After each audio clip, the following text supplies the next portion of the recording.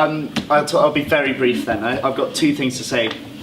Really, I mean, these two discs, which I was very proud to be involved with earlier in the year, are out and they're self-explanatory in many ways, but involve a lot of first recordings of works, particularly Earth and Sky, which was, apart from one work which someone just beat us to it with, that they're all premiere recordings, which is interesting in the light of that letter we heard about earlier in the journal. But anyway, lots of things from the British Library that maybe there are mixed opinions about, although it's very interesting that we had a lovely BBC Radio 3 record review. I don't know, those of you who listened to that programme on a Saturday morning, a couple of weeks ago we had there was a lovely chat about this disc in particular and how interesting it was listening to one of the opening tracks, one of the three vocal valses, and Jeremy somebody said, you know, this is a guess the composer game.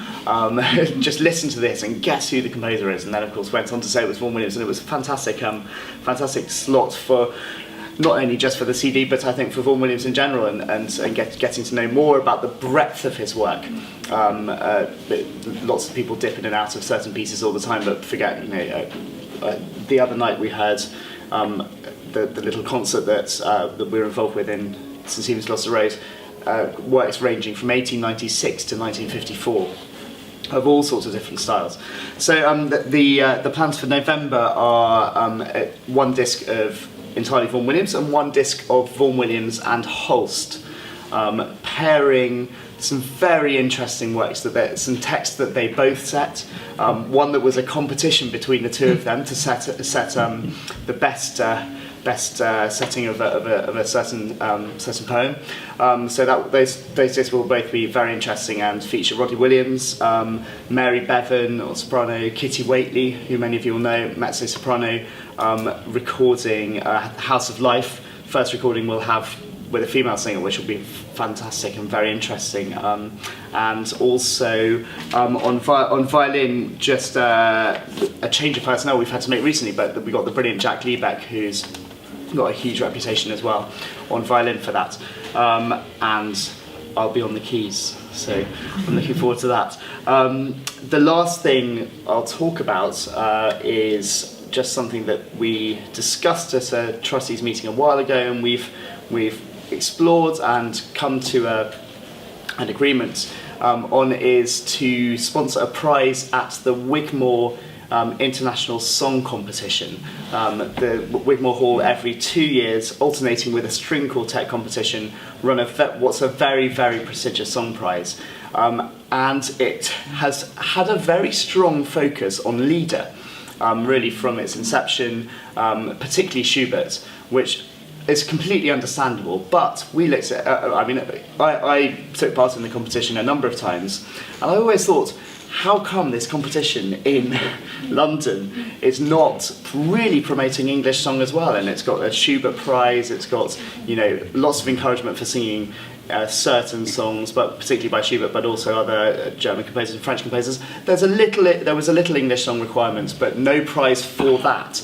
And so we will be, we'll have the Vaughan Williams Society prize that will have our name on it, and will be an English song prize for songs that were written by composers from the UK.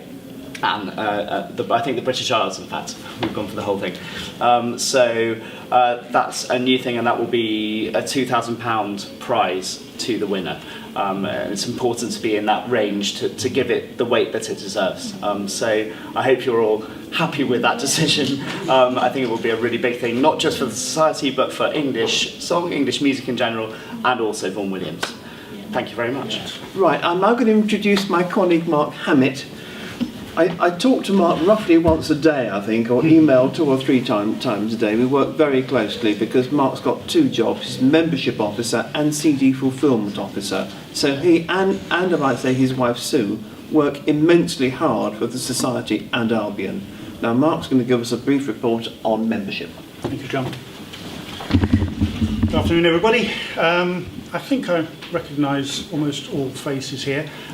Is there anybody here for whom this is the first AGM they've attended? Just one. Thank you, Andrew. Sorry. You're very welcome. Thank you. I'm going to get straight into some numbers, and according to John, when I quote them, they're mind-numbingly tedious, so I'll try and make it as quick as possible. I became membership officer at the AGM in 2012, and I've looked back at the last 6 years' membership numbers. I'm talking about paid-up members, people who actually pay their subs.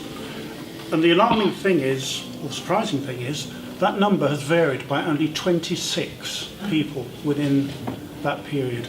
The highest number was 902 and the smallest number was 876. So the thing I can take from that is that membership numbers are remaining and have for some while remained very constant. It's something we discuss at trustees meetings as to how to generate new members. Our options are limited, to be honest. If someone wants to join a society, a club, whatever it may be, they will do so. But it seems that maybe we've reached our optimum number. I don't know. If anyone ever had any ideas as to how to generate members, please let us know.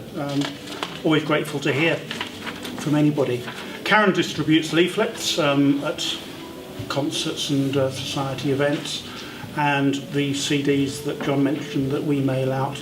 Every one of those that goes out to a non-member will have a membership leaflet in there, so there's an opportunity. And we have generated members from that point of view. Incidentally, on that subject, I took over the distribution of CDs from Stephen Connock in 2008 at the AGM, and we're now up to just over 2,500 CD orders have gone in the post box since then, so it's quite a furrow we're ploughing to the post office and back. As I mentioned 12 months ago, I don't believe we have an issue with member pricing. I always have a look and keep an eye on the other composer societies to see what they're charging.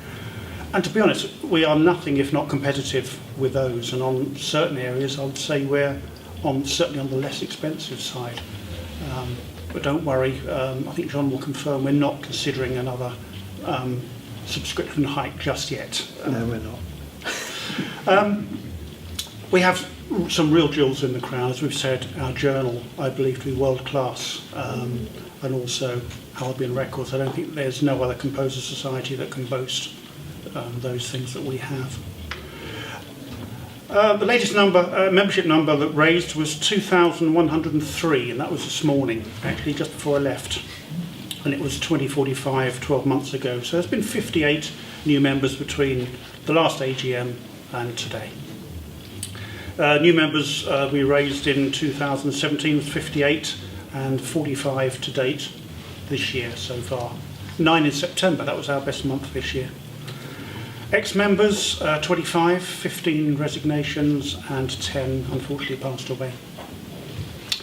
Cold members, if you remember from times past, if I go through my 3-4 stage process of reminders, after that I have to take them off and remove them from the database.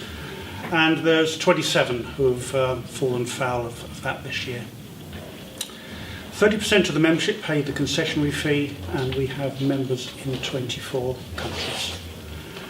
And that really is it. My role is one of repetition, joyful repetition, I must say. So I can't believe the 6 years has gone past, and I'm looking forward to the next few. If anyone has any questions for me, please do so. Otherwise, I'll sit down and be quiet. Income from subscriptions last year was roughly level at £20,600 for the reasons Mark's explained. Income from CD sales was down from about £31,000 to about 20, because we released fewer new recordings. Our Grammy-nominated release Discoveries contributed a good deal to the previous year's income, and it's still generating income now. We're very grateful for financial support of £10,000 in the last year from the Vaughan Williams Charitable Trust, and more than £15,000, including gift aid, from members, mainly for recordings, but also for our work at Leith Hill Place. Last year, the year ended March 2018, we made a surplus of £9,500 on General Fund, from which we transferred £5,000 to support Albion recordings. We've got total funds of £75,000, represented by about £71,000 in the bank. We're running a fairly healthy surplus. The trustees have indicated that they'd like me to start spending money just a little bit faster. Each project needs their approval, but we're building up reserves and we have no immediate home for them, though we do intend to spend a bit of money celebrating a special anniversary in 2022, which will be the 150th anniversary of Vaughan Williams himself.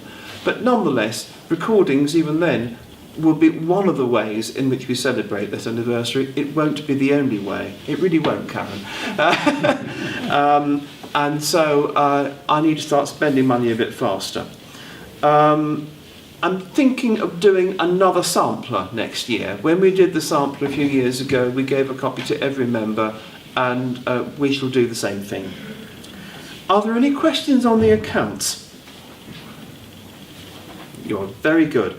We now need to proceed to election and re-election of trustees and reappointment of the independent examiner. Are we happy that we can re-elect the trustees by block vote? I've had no proposals for new trustees at this stage. Does anybody want to propose one? We don't often take new trustees from the floor. Generally they come to us or bring them to us. We never turn a trustee away, I don't think. I propose that the trustees whose names are listed on the notice of AGM, should I read them through, Martin? I don't think it's necessary. I don't think that's okay. I am proposing the re-election en bloc of the trustees. Those in favour, please. That's just about everybody. Those against? Then I declare all the trustees re-elected. I'd like to propose the reappointment of Mr. Trevor Lane as our independent examiner. Those in favour, please. And those against? Nobody in favour. Any other business, any questions from the floor? We're not so pressed for time that we can't take a few questions. Please ask if you have something on your mind. Andrew does. Well, John, I'm delaying things, I know, but I'm very thrilled to hear about this prize. Yes. I'm wondering if it might be worth the trustees considering separating it slightly by forming a separate trust for it, say the RVW Society Prize, which could then attract separate money to fund it, so that it could actually become a more substantial prize in the future. Well, I think we'll note that suggestion and talk about it. I have it in mind because members are keen to crowdfund CDs. They've been very generous to me once this year already, and they're shortly going to be invited to be very generous again. I think if we ask members if they would like to support the prize, I think there'll be members who would wish to do that. I think they would. Yes, I think they will. And so that's something. We've already made the arrangements. We made the decision to do this comparatively recently, and since Wigmore hold their prize in alternate odd-numbered years, we've had to move fairly rapidly to get it into 2019. So I think the path is set for 2019. We're not going to change anything significant. We're just going to run with it and see how it goes. Then we have until 2021 to think a little bit more about how it went and what more we can do. Anything else for the AGM?